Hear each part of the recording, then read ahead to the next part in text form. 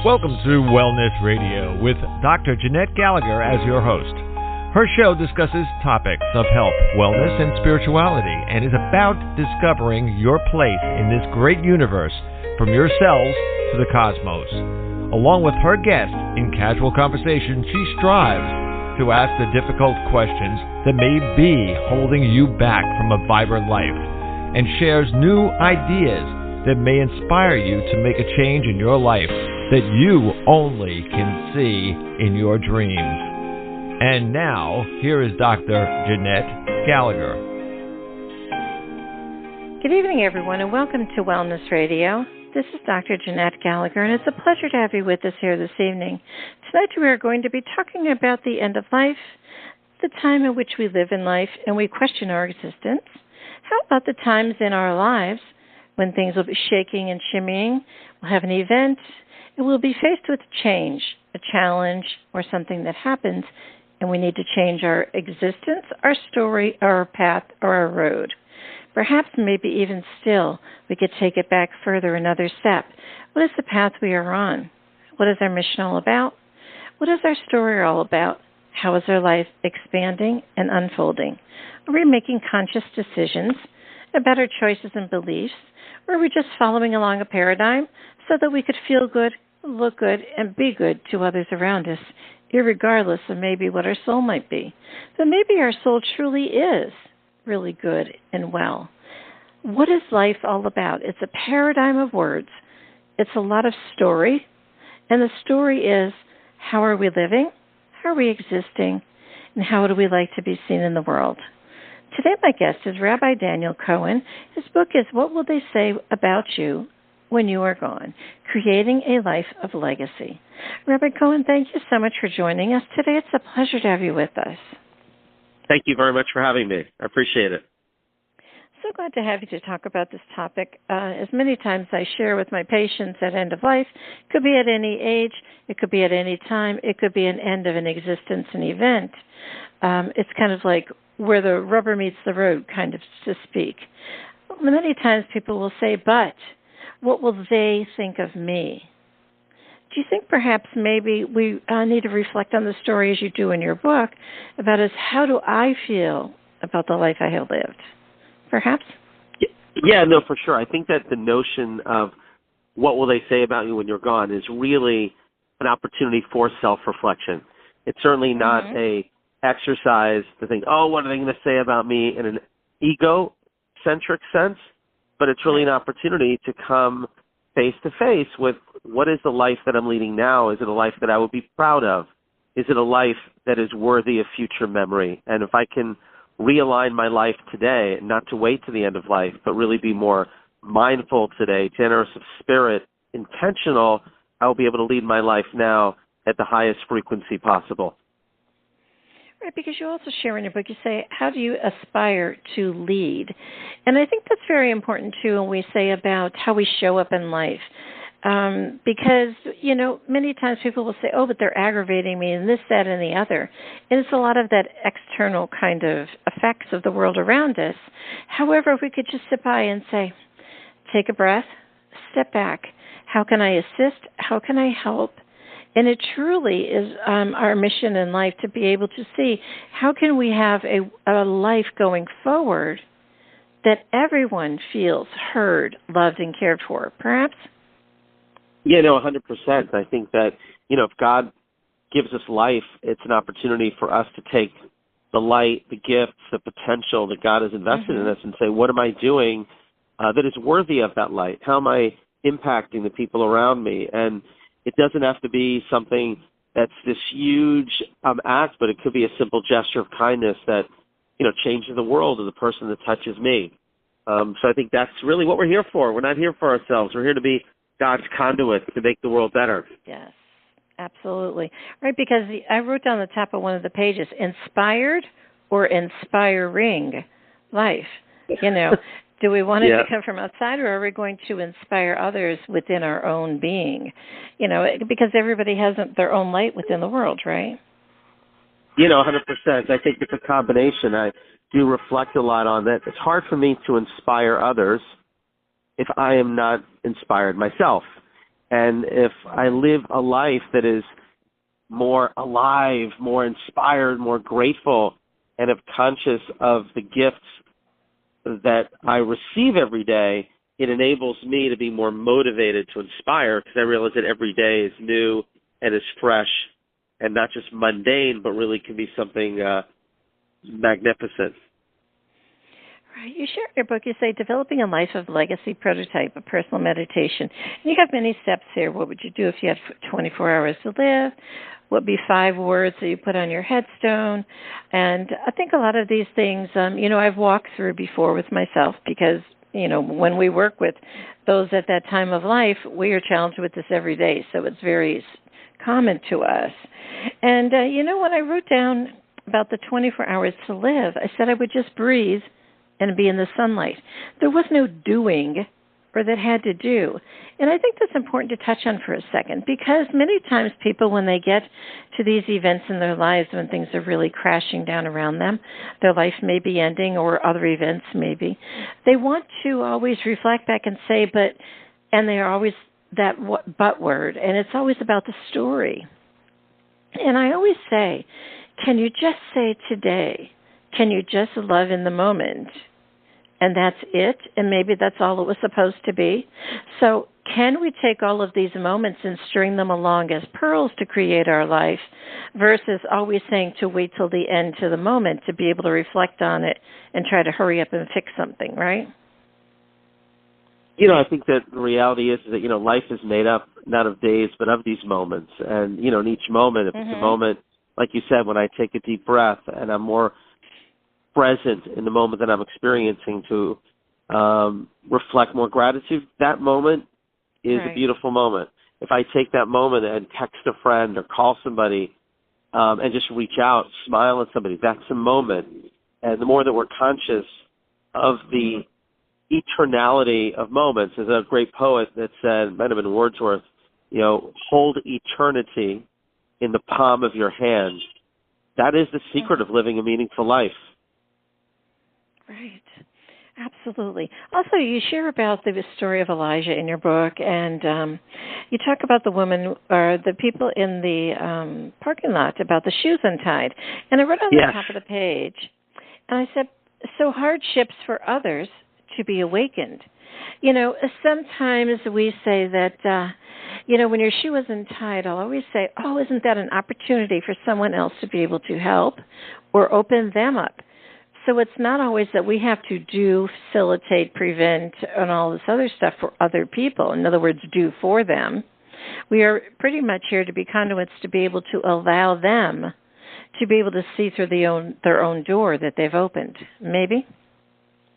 No, I would say for sure. I mean, the reality is sometimes people don't believe in themselves enough. And when we believe in them and we maybe help them see something inside of themselves that they may not actually see, we're helping them become better people. We're helping them realize their own potential and also make a difference. I think that's part of also what our role is to fuel somebody's light and help them realize that they also have life purpose as well. Right, because you said in your book, it says, today to uplift another's soul. I can distinctly remember last year I was very ill. I can't tell you how many times, I have gone over the cliff and definitely hung over and almost let go. And I was in a wheelchair for a period of time, getting to appointments and things. And there were people that would be looking at you. And I go, one time I said to someone, I said, did you ever know that a wheelchair does not have an age limit? And they got so frustrated and so angry and just walked off. And because I could feel and sense their judgment and their whatever it was. But yet I had offered that opportunity. And we have to understand, too, many people don't have to take your opportunities. So you can be good and you could be doing what you're supposed to be doing along your mission of God and doing all these things. And there will be those people who will say, I'm not interested. And the best thing to do is, when your time comes, your time will come, and move to the next. Yes? Yeah, no question about it. I mean, look, as there's a phrase in Judaism that talks about the notion of not only being blessed with length of years, but being blessed with length of days. Because at the end of the day, we don't know how many years will be here, but we do have control over what we do with our days. And that is, again, the way that we slow down time, we make a difference in our lives, and truly, as you say, almost like allow that light to flow through us for everybody around us. Right. Let's talk about making courageous choices. Times people come to me as a naturopath, they'll say, medical doctor can't fix me, you're in my last resort, I have this amount of time. And I sometimes say to them, I'm so happy you came here today, and they look at you like you have 10 eyes. And I said, because whatever you've been through in the past, it's brought you here. And then we look at, and I'm sure you've had it also before, you sit there and you say, now what would you like to do going forward? And ask them the opportunity. You'll hear many times a patient came to me, she wanted a new heart. So we went to the heart transplant doctor, and he said, go home and enjoy your day. And that was such a wonderful exchange, a wonderful closing to her life. Instead of, oh my gosh, I have to seek it out, I got to fix it. We aren't here to escalate to God to transpose and be able to say, I can fix my body because wasn't I a good being? I did the way things were right. Many people go to God broken and in shambles, but they've still been following their missions, perhaps? I think the reality is, when it comes to the notion of courageous choices also, it's a matter of, living out a life that is not based on the pressure that you might feel, but on a life of principle, not of convenience, but of conviction, and making decisions that are really reflective of the kind of person that you want to be, as opposed to, like we were saying before, almost being like a pinball where you're pushed from place to place, but you're making very, reflective, value-defined decisions. And, as King Solomon says, better to have a good name than all the wealth in the world. At the end of the day, we oftentimes, make decisions that are more expedient, but we should be more focused on what are essentially the decisions that, reflect the kind of person that I want to be. Mm-hmm. Absolutely. And you talk about meditation a lot in the book, and you had said hearing your inner voice. And I wrote on the top, minions of the mind. How many times can we ever shut off our mind, And it's just like this chatterbox, it chatter. And we say, oh, but I hear it, I know what I'm supposed to do. I think sometimes if you can take a great period of time, could be years, hours, minutes, or days, or whatever it might be, and just experience silence. And I mean silence, like profound silence, like nobody's business. Once you get to that, then the conversation frequency shifts in what you might hear, perhaps? Yeah, I think that, again, there is a divine voice that's inside of us. And sometimes we can only hear it. Again, it might have been Thoreau, where he says, in the silence, I can hear the call. And we need to be able to quiet the world around us to really tap into that inner voice, which is a divine voice, which is a holy voice, which really calls us for, again, what's truly important in life, which is aligned with our mission. So, that notion of mindfulness and being fully present in the moment that we're experiencing with the person that's right in front of me is also so important. Let's talk about the concept of the words life's meaning. When we think of life's meaning, many times, I'm older, I'm almost 70. When we grew up in the 50s and 60s, life meaning was you get a job, you have kids, you excel, and you make sure that your legacy and what's going to go on your, obituary, get it all lined up now. And make sure you don't stray from that. And you stay within the kind of guardrails of the life in which you are supposed to create. Does that still hold true these days? Look, I think that, it definitely is important. We're living in a world, my father likes to say, that we're not living in the Leave It to Beaver world anymore. The 50s and 60s were an easier time to be a little more, purpose-driven because you just have so many distractions. But today, we need to fortify ourselves even more with the positive energy, the positive messages, the faith in ourselves and in God and in others to help us transcend a lot of the noise and a lot of the negativity that is just out there and pervasive oftentimes within our lives. Right. Let's talk about the word memories. a lot of times people will say, oh, I have a great memory of that, or I have a negative memory of that, and they use their judgment, they cause separation, they put things, in either way, pros or cons. However, memories, as they go and time passes, they end up becoming, we look back and reflect on them, and then we start romancing the memories as if they were true, as if they were something else. And we can't even see them for what they really were. Maybe just a passage, maybe a time, maybe something on our mission that we engaged with others and brought something to them. So what is the idea of memories? Are we kind of collecting them so that can be created as our identity? I would say we're collecting them. I think it's important. Robert Grudin says this in his book, Time and the Art of Living, which I alluded to. Ask yourself today, what are you going to do that is worthy of future memory? What am I doing today, and how will I remember it? And it really, I would say, heightens within us. It's not that I'm, okay, let's try to collect memories, but I want to make my life matter. And that means that I want to really be, again, present with somebody, listening. I'll give you an example. I did an unveiling not too long ago, and I asked the kids to talk about their mother. And the one thing that this fellow said, he's now in his 60s, he said what was most meaningful is when I came home from high school every day, my mother would just listen to me. Whatever she was doing, she put down and just listened. And his mother was creating memory, because memories are created when you're fully present with the person around you. And I think that's the most important, really, strategy for enriching relationships and, creating a legacy.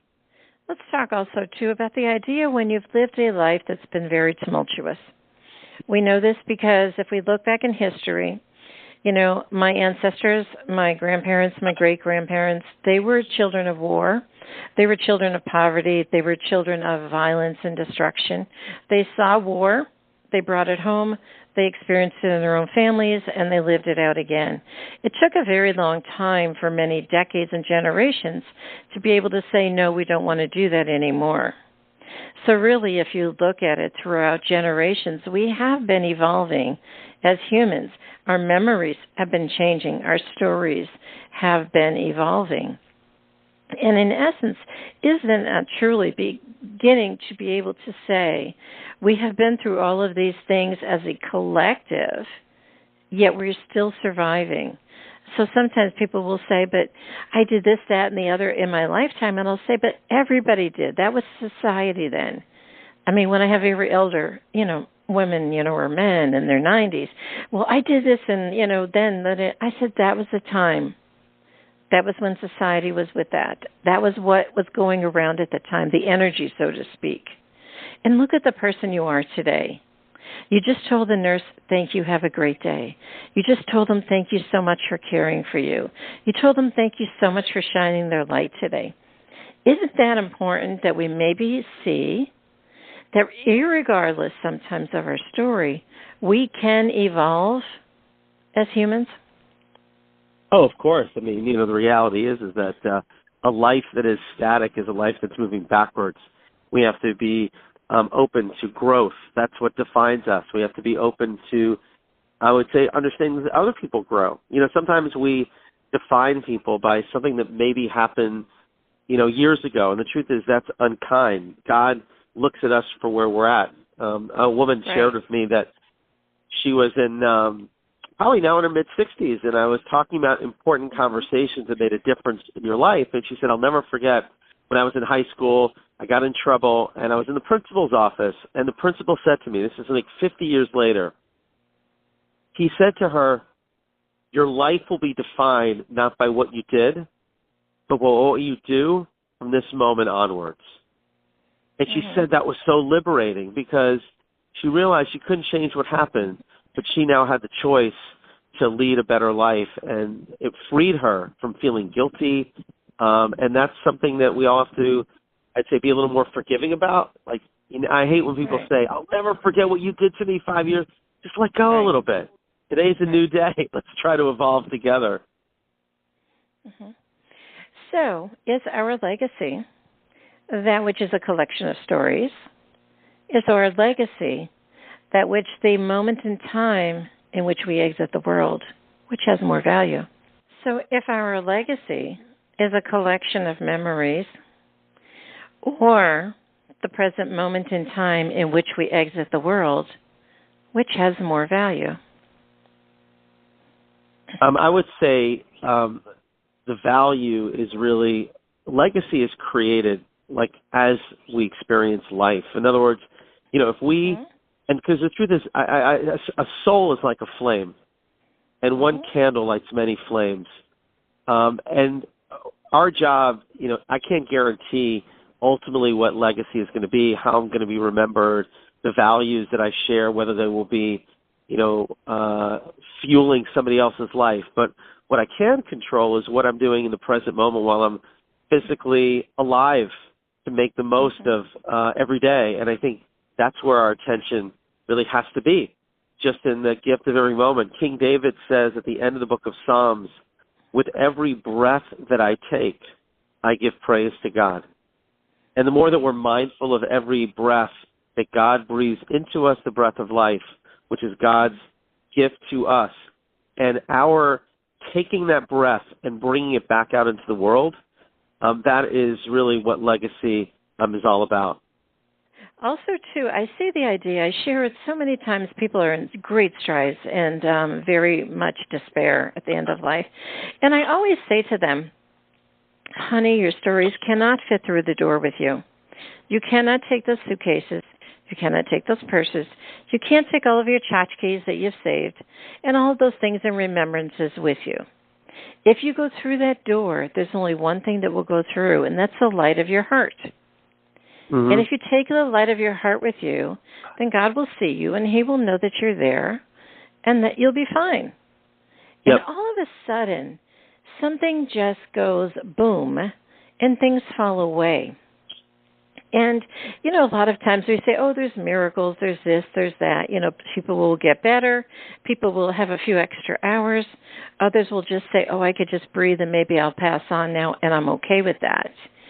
So I think that's all we're truly asking people is, are you willing to let go of all of the past stories and just carry on with what's so very important in life?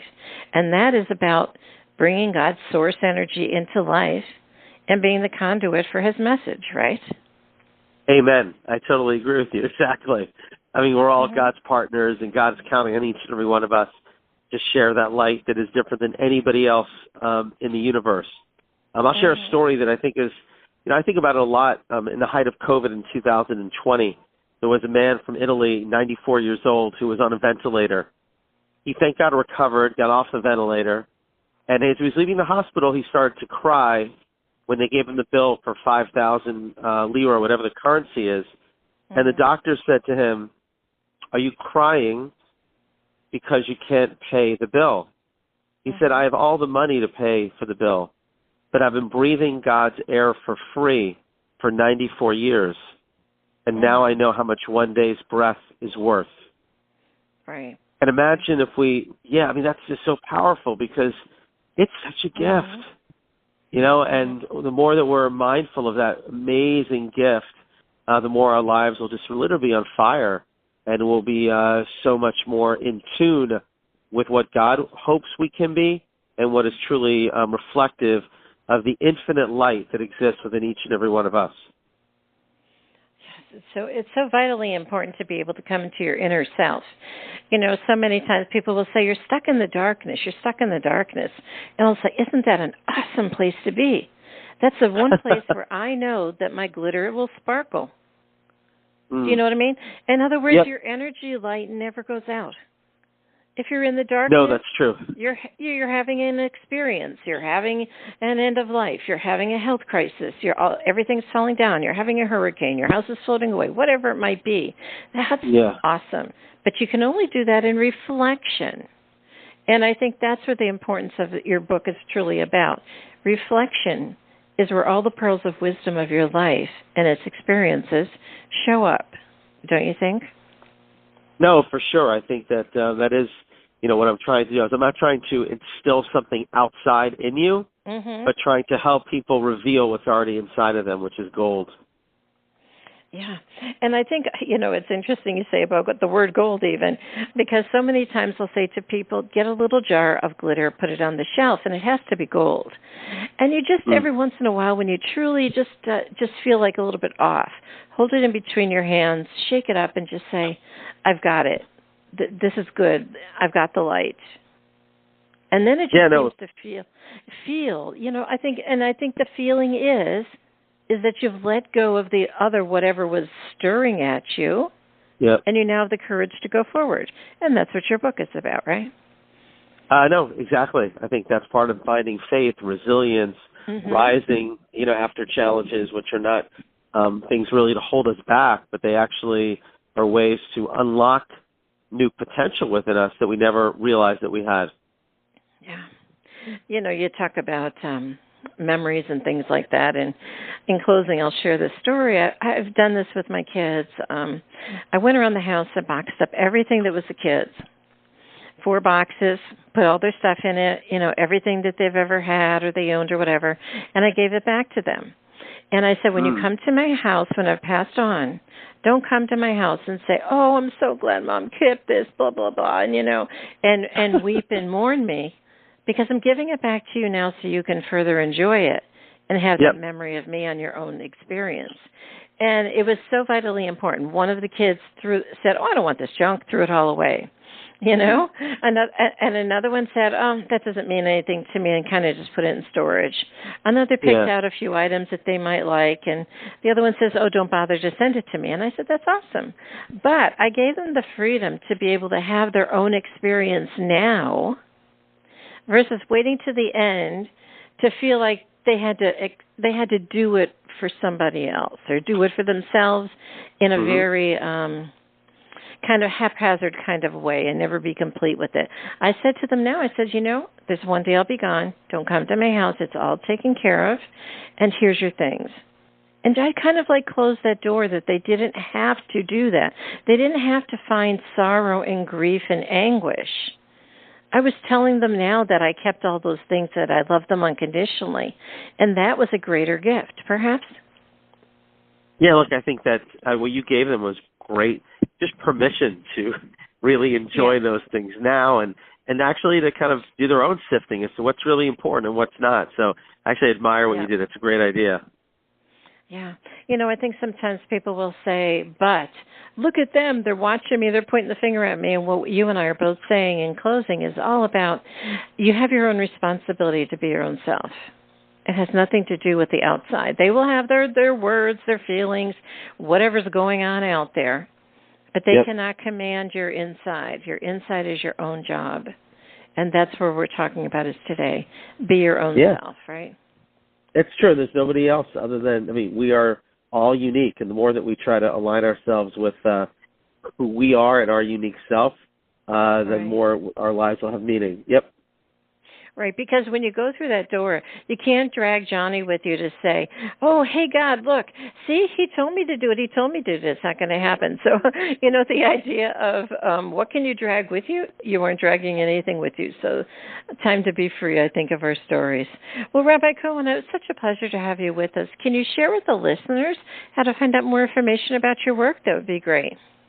Sure. So the best thing to do is to go onto my website, www.rabbidanielcohen.com, and you can look there for my books, for some videos, and started something called the Legacy Academy. And feel free to send me an email. Would love to be in touch.